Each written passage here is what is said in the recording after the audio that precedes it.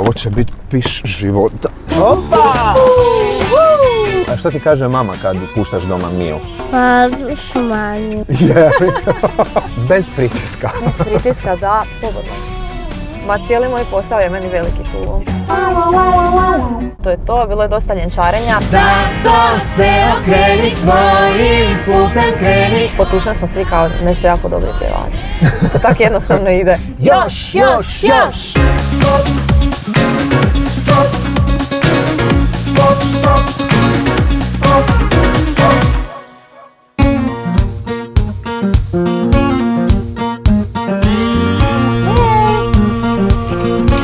Ideš možda prema gradu? Idem, upadaj. Spasi me, molim te. Spašavam te bez problema. Hvala ti što si me pokupila. Nisam bio spreman na ovo. Na ovo nevrijeme. Ovo će biti piš života. Opa! Se koja stvarčina. Haha, party!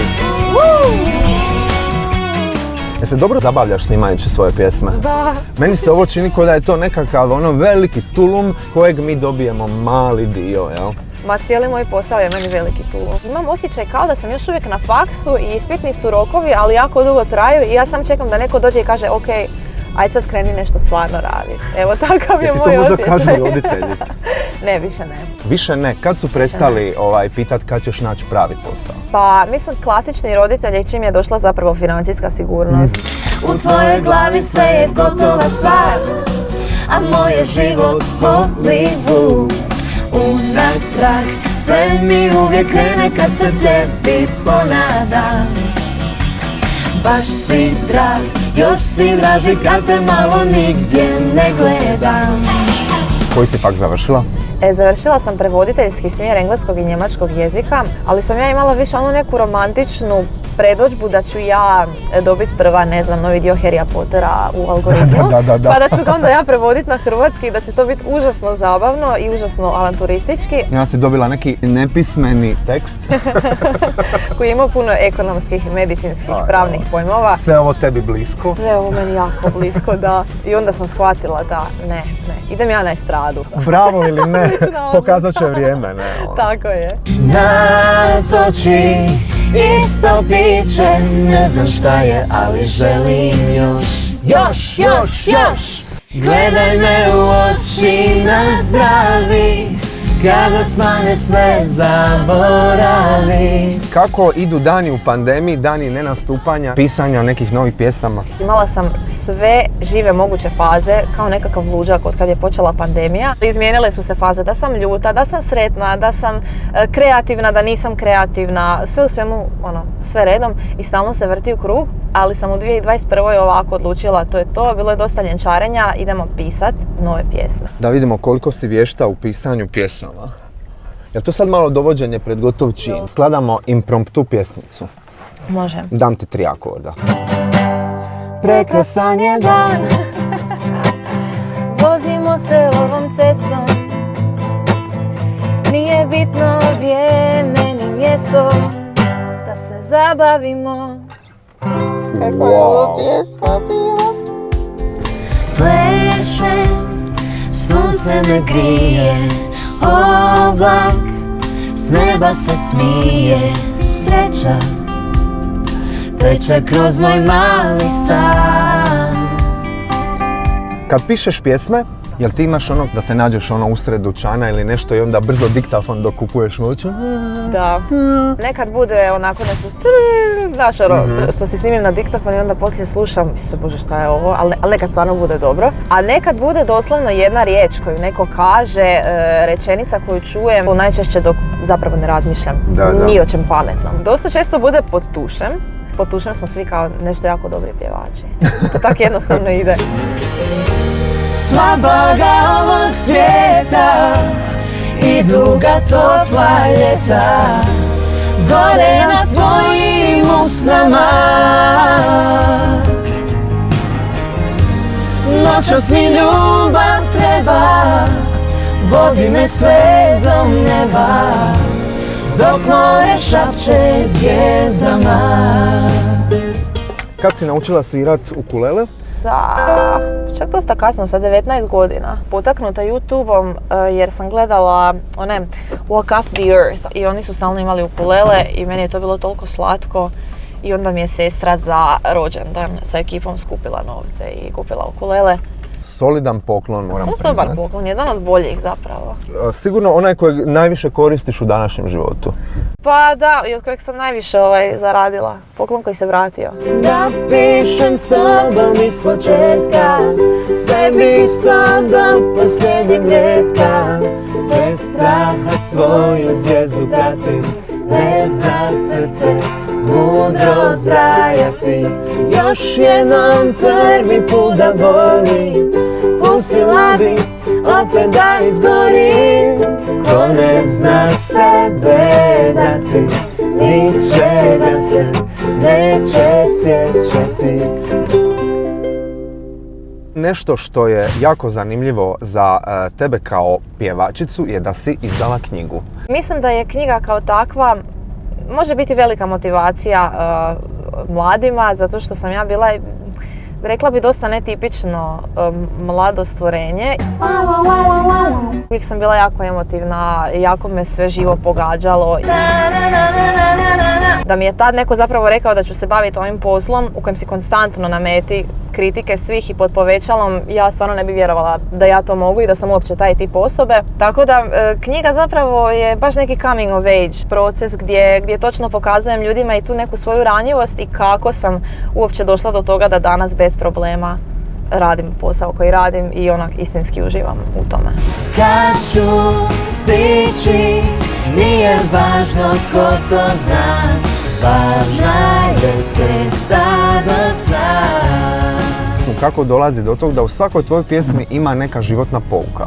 Pa prvo, hvala ti što tako misliš. Uvijek mi je drago kad stvarno to ostavlja takav dojam na ljude, jer sam ko osoba jako misaona, stvarno sam teški filozof, to svi moji prijatelji i obitelj znaju, a poruke neke koje budu, najčešće ubacim polusvjesno, jer me te neke rečenice toliko motiviraju da moram to staviti u pjesmu. Do kraja, tom cestom sve do kraja. Mija, obožavaju te djeca. Iskreno, to ti je meni veliki misterij u životu. Nisam nikad bila osoba koja prirodno zna s djecom. Valjda su osjetili iskrenost i da tu nije bilo baš puno kalkulacije, jer i moji tim i ja smo u to tako uskočili i nismo imali pojma šta radimo i mislim da je baš u tome neka možda magija tih prvih pjesama. Što ti se najviše svidjelo? Život nije siv. Samo ovu pjesmu želim, samo ovaj ritam znam, samo ovoj ludoj besmislici pripadam. Sve crno, sve je bijelo, ali život nije siv. Sve dobro dok si zdrav i dok si... Wow! A što ti kaže mama kad puštaš doma Miju? Pa smanjim. Kakav je osjećaj biti tako važna tolikom broju tako mladih ljudi? Bez pritiska. Bez pritiska, da. Mislim da je jako važno sve što radiš i kako zračiš i trudim se davati neki najbolji mogući primjer, naravno. Ja sam recimo bila totalno Vesna Pisarović osoba, između ostalog. Uvijek mi je bilo bitno i što ona nosi i što ona govori. Al takvi kao ti su svuda oko nas i samo viču na sam glas. Zato se okreni svojim putem, kreni, ostani u svojoj neprobojnoj sjeni. Samo se okreni svojim putem, kreni, neki ljudi čak i s imenom su bezimeni. Kad si pisala Bezimeni, bila si jako ljuta. Znaš kako sam bila ponosna na sebe kad sam smislila tu sintagmu neprobojna sjena. Ovo je dobro, ovo je uvreda. Čak nisi u sjeni, nego si u neprobojnoj sjeni. Znači da sad reflektor ti uperim u čelo i dalje si u sjeni jer si toliko nebitan. Slobodno. Kad kiša padne, sve se čini otužnim i da ti budem iskrena, ponekad se ne znam nosit s tim. Najgluplji estradni savjet? Kad mi neko kaže, ok, super, sve, samo se nemoj sad umislit.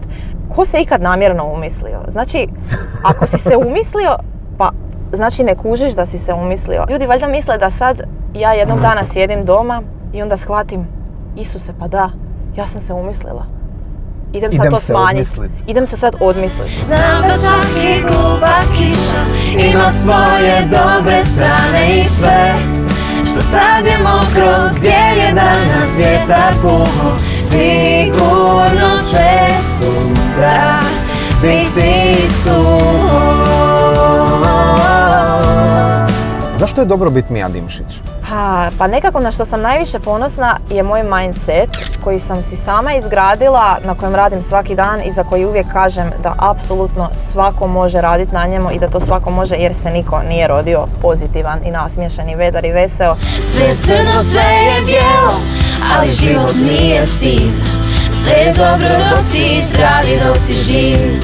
Prakticiram zahvalnost na svemu stalno i otkad to radim doživjela sam velike uspjehe kojima se nisam mogla nikad ni nadat i za kojih naravno stoji puno rada, odricanja, tako da to isto baš govorim u knjizi. Glupo je da iko misli da bez toga ičega ima, bez da zasučeš rukave. I ne odustajem dok ne obiđem sve stanice. Sretan put gdje su riječi meni najdraže, bilo kud samo nek se putuje.